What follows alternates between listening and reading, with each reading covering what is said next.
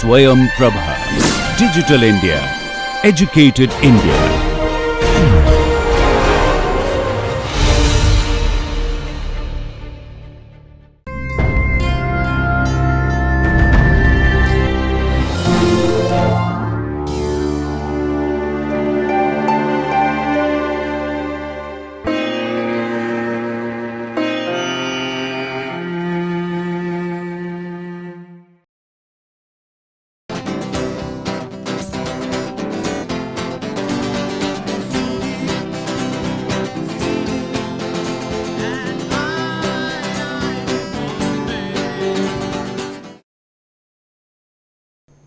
Okay, great.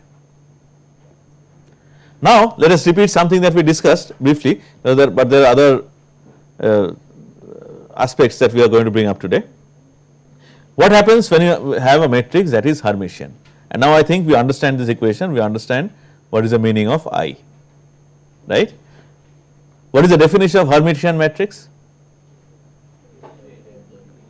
A equal to A dagger, or A equal to A transpose, or A equal to, or A into A dagger equal to A equal to A dagger. And what happens when A inverse equal to A dagger? A inverse equal to A dagger. It is unitary. There is no reason to be scared. It is unitary. Fine. So now what we have said is that you take the adjoint of the two sides, then you have the dagger of AXI is equal to the dagger of lambda AXI, very simple. I just put in a pair of brackets on both sides and put in a dagger, okay. And then the thing is, you should work this out yourself, that the dagger of AB is equal to B dagger into A dagger. Not very difficult to work out, I leave that as a homework problem. And do not forget that now I think there is no confusion, we understand that lambda I is a scalar quantity, right. So if that is the case, will you agree with me that the first equation here, rather the second equation, goes on to become xi dagger A is equal to lambda I star xi dagger, right. And people like him are going to need lambda I star, right, because he got an eigenvalue that is imaginary, complex, okay. But then his neighbor is not going to worry about dagger, about star rather, because the eigenvalue he got is a real eigenvalue, okay. But of course we know that star is going to go at the end. Now what you do now is that you right multiply by xi, okay. Multiplying by xi, this is what you get, xi dagger AXI is equal to lambda I star xi dagger xi. Why do I right multiply by xi? Why not left multiply? Well, if I left multiply, then I end up with not much. If I right multiply, the good thing is that AXI is there and we know what AXI is. AXI is lambda I xi, okay. So it can get simplified a little bit and I can write xi dagger lambda I xi, and I can rearrange it to write lambda I xi dagger xi, lambda I is a scalar. So lambda I xi dagger xi is equal to lambda I star xi dagger xi, right. What is the next step? Make one of the sides 0, right. So you have lambda I minus lambda I star equal to lambda I minus lambda I star multiplied by xi dagger xi equal to 0, okay. Now what is xi? Okay, so it might sound like a foolish question at this point, but I do not want us to lose track. What is xi? It is the ith eigenvector, right. So now you see, if I take the adjoint of an eigenvector and then multiply the original eigenvector by it, what should I get? You can work it out yourself. What I am saying is, you have x1, x2, x3, so on and so forth, and since I is common I am not even writing the second I. If you want to write you can, there is no issue. So I have what, a column vector, right, x1, x2, x3, x4, etc. right. If I take this xi dagger and multiply it by xi, what should I get? Summation of square, what kind of square? Square, okay, you said square terms. So is it summation of square terms exactly, or you want to modify that a little bit?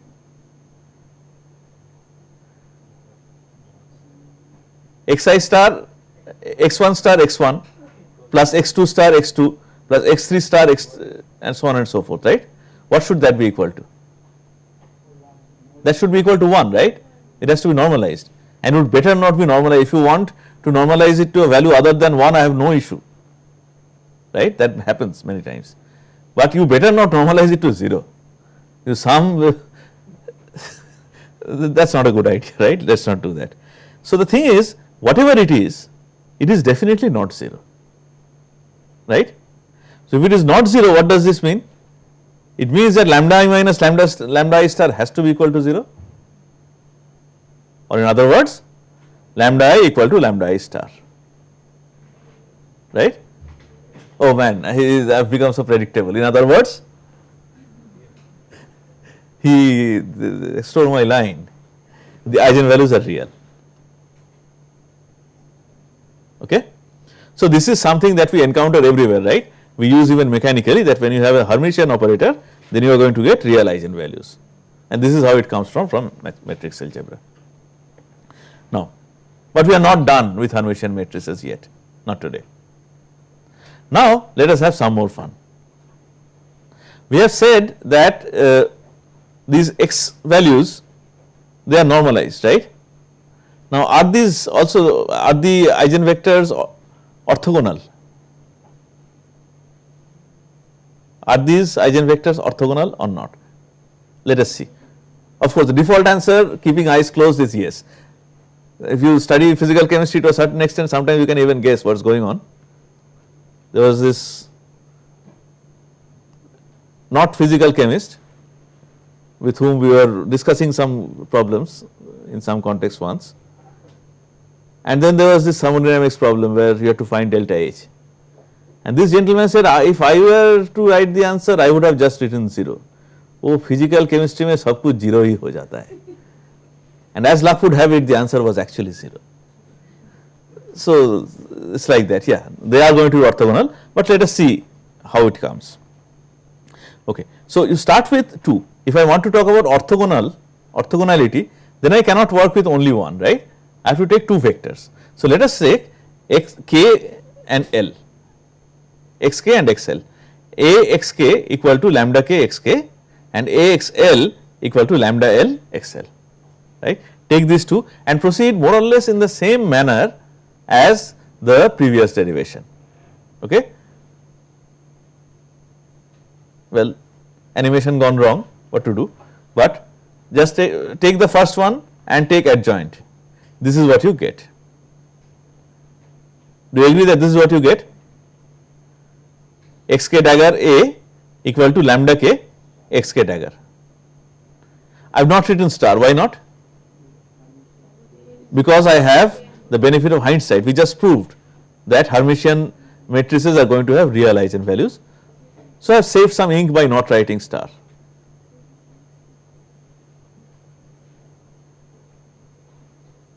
Okay. Now what do I do? What did I do in the previous derivation? I right multiply, right? So this time also we want to right multiply, but not by xk but by xl, that's right. So I get xk dagger axl equal to lambda k xk dagger xl.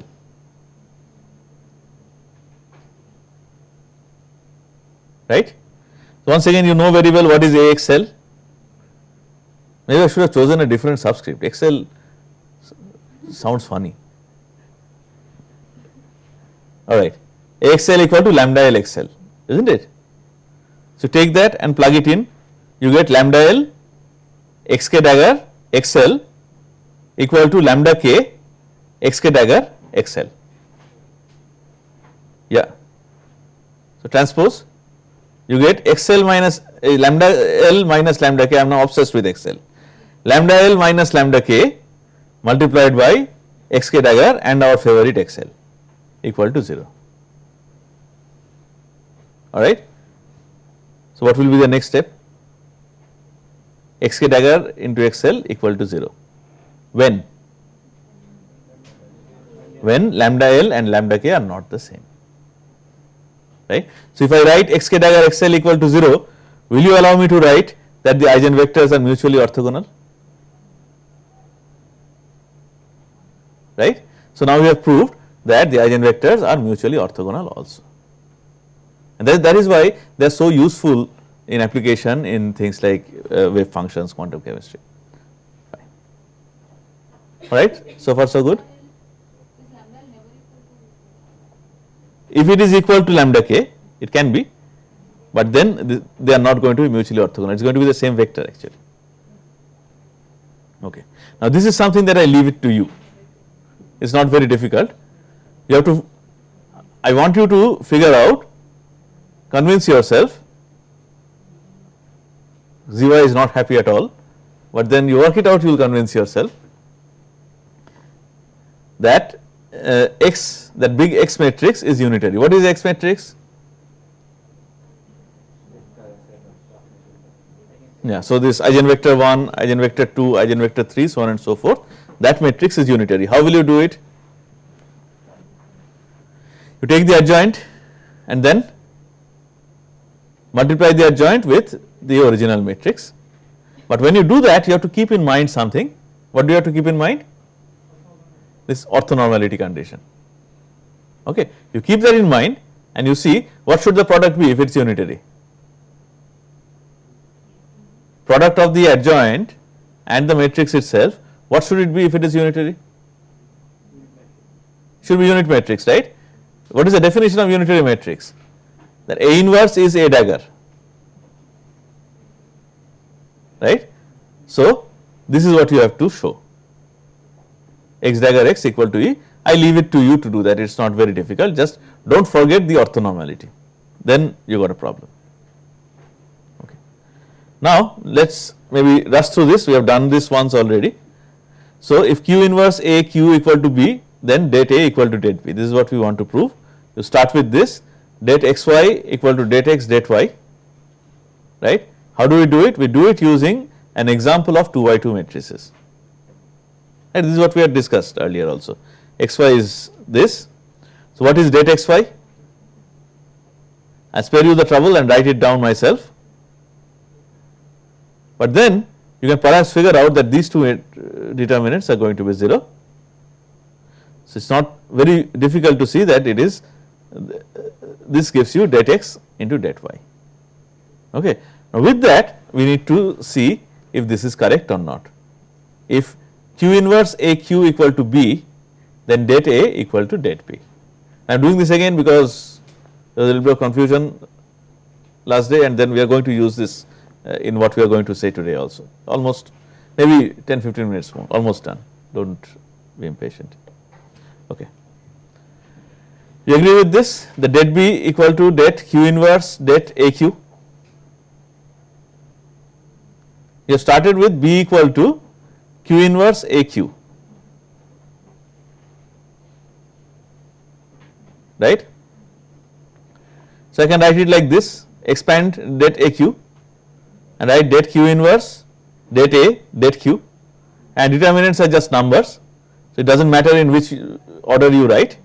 So, I can write det Q inverse det Q det A, and det Q inverse det Q, as we have seen earlier, det xy equal to det x det y. So, this becomes det Q inverse Q. What is Q inverse Q? Unit matrix. So, it becomes det E, and what is det E? 1. So, this becomes det A, then it is proved. If B and A are conjugate to each other, you have not forgotten the term conjugate, right. Similarity transforms also go by the name conjugate.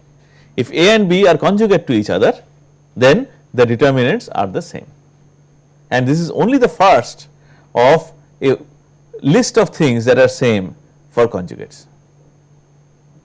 The determinants are the same. Next, what we want to show is that conjugates have the same eigenvalue. If A and B are conjugate to each other, then they should have the same eigenvalue. Start with this, B equal to Q inverse AQ, and then let us write minus lambda E on both sides. So now from there, will you allow me to write Q inverse A minus lambda E Q?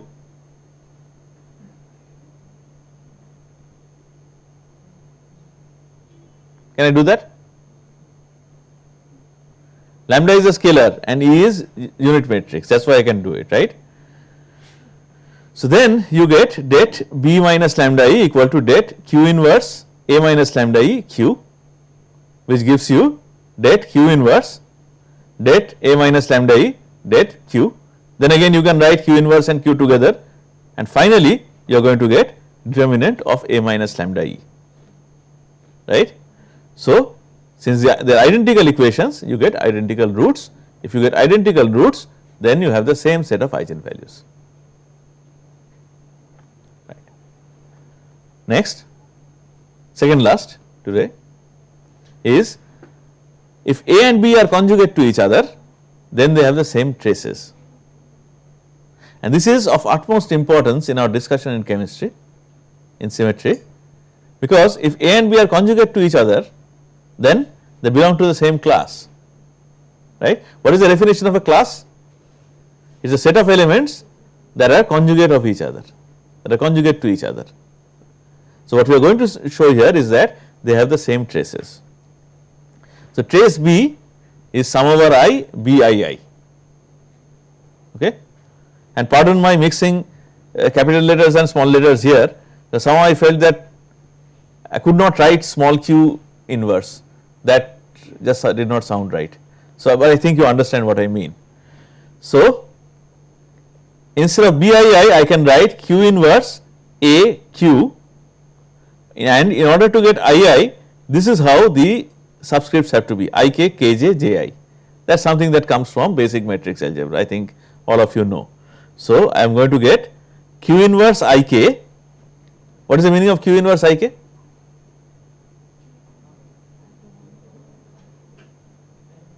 Which element? Ith row kth column or ith column kth row? Ith row kth column. Latitude longitude is important. If you mix up latitude and longitude, then instead of coming to Bombay you might reach, I do not know. So the ith row kth column element of which matrix? Q inverse. And similarly you know what is AKJ and what is QJI, right. So now I separate A because Q is there, Q inverse is there, I can easily get rid of them. So it will be sum over J, sum over K, AKJ, sum over I, QJI, Q inverse IK, right. Will you agree with this now? Can I combine this as Q inverse JK? I am multiplying, right. I am multiplying Q with Q inverse. Not only that, I am multiplying this QJI with Q inverse IK. So what I get is that once again it is as if this second subscript of the first and the first subscript of the second cancel. They do not actually cancel, but it is easy to remember that way, okay. So when you multiply them together, what you can write is, you can write Q inverse and the subscripts are going to be JK. Alright, and what is QQ inverse? E, spoil sport again. QQ inverse is E. So now in E, what happens when J equal to K, that element is 1, and when J is not equal to K, the element is 0. So I can write our favorite Kronecker delta, delta JK, right. AKJ delta JK sum over K sum over J, right. What do I get then? Once again multiplying, so it is as if jj's cancel off and you are left with kk, sum over k akk. What is that? The trace, right? Or the name that we have used earlier when talking about those transformation matrices is character. Now we have talked about reducible representation, we have talked about irreducible representation and so on and so forth. So now does this depend on whether the matrices we are working with belong to a reducible or an irreducible representation? No, right? Because who has talked about reducible or irreducible representation here? Nothing. I am only talking about some matrix, right? I am only talking about two matrices A and B. The only condition is that A and B are conjugate to each other. So no matter whether the representation is reducible or irreducible, it does not matter. The traces of matrices that belong to the same class are going to be the same. Alright, and this is something that we will use extensively when we discuss character tables. Okay. Last topic of discussion, and this is also something that keeps coming back to haunt us in many places, it is very important. Sounds a little funny. A unitary transformation leaves a unitary matrix unitary. It is almost like poetry. Too many unitaries, right? Unitary transformation leaves a unitary matrix unitary. Let us see. Let us say then, let us start with this, that X is U inverse A U, where A and U are unitary. Alright, we start from here. There is a meaning of a unitary transformation. What is the meaning of unitary transformation? Yeah, that? No, but what is a unitary transformation? When I say unitary transformation, what does it mean? So the matrix that is being used to do the transformation, that is U, right? U inverse U, that matrix is unitary, that is all that it means. Now what we are saying is that if A is also unitary, then X should be unitary as well.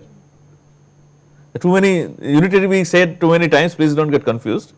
Unitary transformation has got to do with the U's, okay. When I say unit, suppose it instead of A it was some matrix P which is not unitary, even then it would have been a unitary transformation. Is that, I mean, am I a little clearer now what I am trying to say? The U's have to be this U and this U. When I say U's, once again it is confusing. This U and this U, well same U actually, U and U inverse, that is the unitary matrix, U for unitary, okay. That is the meaning of unitary transformation, and when you perform a unitary transformation on a unitary matrix A, then our contention is that the matrix X that you get is also unitary. That is what we are going to learn, alright. A unitary transformation leaves a unitary matrix unitary. Let us see. Will you agree with me that X inverse is U inverse A inverse U? How? Start left multiplying. X equal to U inverse A U, isn't it? So if I want to keep on left multiplying, what should I get? If I want the inverse of X, then I should left multiply by the inverse of the first element first. So that gives you U. Next will come A inverse, and finally you will get U inverse. So you get U inverse A inverse U. Are you okay with this? Sometimes the order becomes confusing. Are you okay with U inverse A inverse U? Are we convinced that it is X inverse? Sure? Now, so if you are convinced, will you allow me to write it as inverse of AU multiplied by U, right? Inverse of AU multiplied by U. In that case, next step is easy. Then X is AU multiplied by U inverse.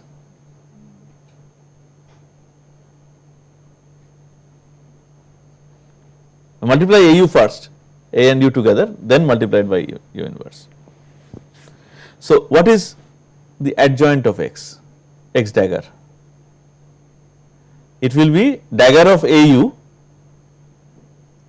multiplied by dagger of U inverse.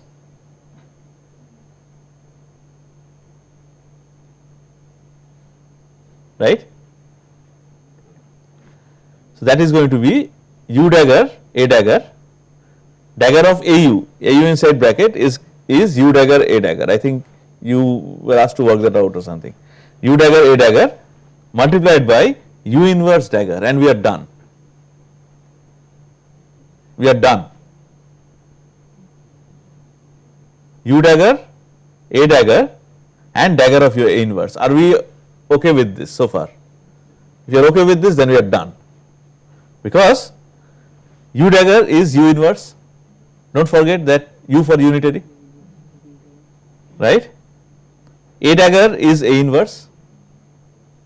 And now U minus dagger is most interesting, because U minus dagger would means inverse of U inverse. U inverse of U inverse is U. It is just that if I want to touch my nose and I kind of go around my head, that's that kind of thing. So, that is U, right? And what is U inverse A inverse U? Will you not agree with me if I say it is X inverse? Right? Because we have started with X equal to U inverse AU. So, what do we get? We get X dagger equal to X inverse. Is that not the condition for X to be unitary? Right? So, we have proved this somewhat funny sounding theorem, that a unitary transformation leaves a unitary matrix unitary. Okay. So, we stop here today, because yeah, the third step where yeah, X is equal to AU into U inverse, mm-hmm. from the previous step the order should be reversed. Because Why? Inverse is AU inverse is U. Yeah, that is. I was also thinking that, but I don't think so. Okay, you work it out. Let me also work it out myself. I don't think it's a problem. And then what we do is, now from this we go on to something that is perhaps a little more abstract, perhaps not. We start talking about function spaces. Have you function space? Have you studied this in some course or the other? Huh? In what? Okay, yeah. This function space, I mean, it sounds scary, but there is no reason to be scared about. I should be scared, because while teaching first year BTech course, once I had said, let us say I have n dimensional space, and this smart Alex stands up and says, no, you cannot talk about n dimensional space. I say, why? And I say, space is 17 dimensional. Huh? What are you talking about? Yes, space is 17 dimensional. We have been taught in physics, they had used to study relativity at that time. I don't exactly know this 17 dimensional thing, but present Dean is the one who had taught them that. So, I don't know what the 17 dimensions are. But anyway, the thing is this, when we talk about space, we generally think of 3 dimensions, isn't it? X, Y and Z. But then suppose I have something that is dependent on more parameters. So, basically I am talking about equation like y equal to x1, a1 x1 plus a2 x2 plus a3 x3 and so on and so forth. Can we not have equations like that? We have already had equations like that, we have encountered today also, right. So, that is what takes us to n dimensional space, right. So, space is not space, it is just an analog of space that we are talking about. Now, think of say position vectors, you know position vectors, right. So, if I am the origin, this is a point, this is a position vector, right. Well, everybody is origin with respect to himself or herself. This is another position vector, this is another position vector. How many position vectors are there? Infinite. So, these position vectors constitute a function space. But then the point is this all these position vectors can be represented as something into x plus something into y plus something into z, right. So, those are the kind of normal modes orthogonal modes of this function space that is defined by position vectors. Okay. So that is what we will start talking about, and then we need this concept to develop great orthogonality theorem, and we will talk about something called OR, transformation operators. So that will require one class at least, and then we move on to reducible and irreducible representations. That will be next week. Week after that we finally get to our orthogonality theorem the great, and after that it is very simple. It is just using orthogonality theorem to derive the character tables, using character tables to figure out lots of stuff about whatever molecule that you want to. Okay. That is how this course is going to go from here.